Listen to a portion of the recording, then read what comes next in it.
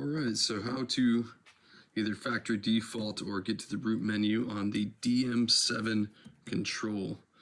So it is holding down these two select buttons, which are the select buttons for E and F faders, while powering it on.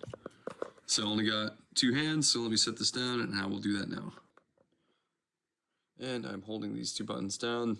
I've just flipped the power switch. The fan is turning.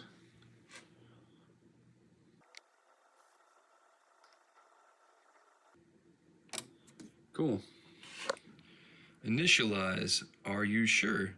So if you want to initialize it, obviously hit OK. But don't, we can just go to cancel.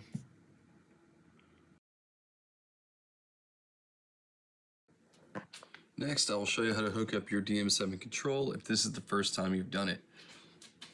So I just showed you guys how to initialize this.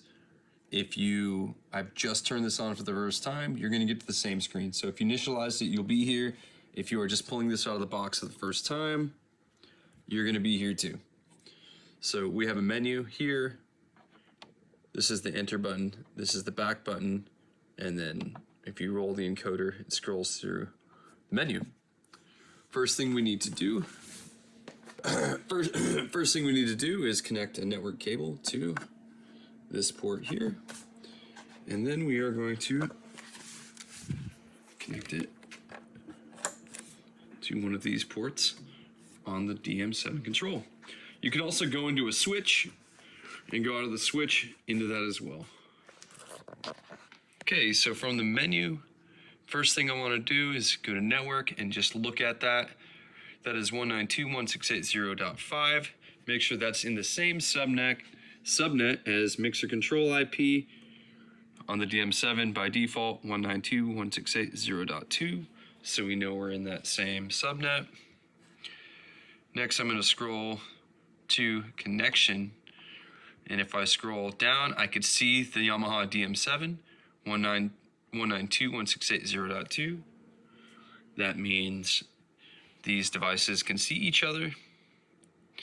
And I'm going to hit enter. And we go here, we go to DM7 setup and control. Online, ready to be used. I then go back, I exit the menu. Exit, are you sure? Okay.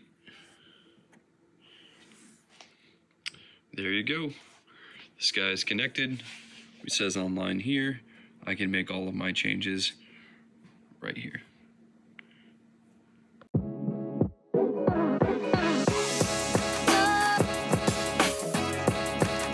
Remember to like and subscribe.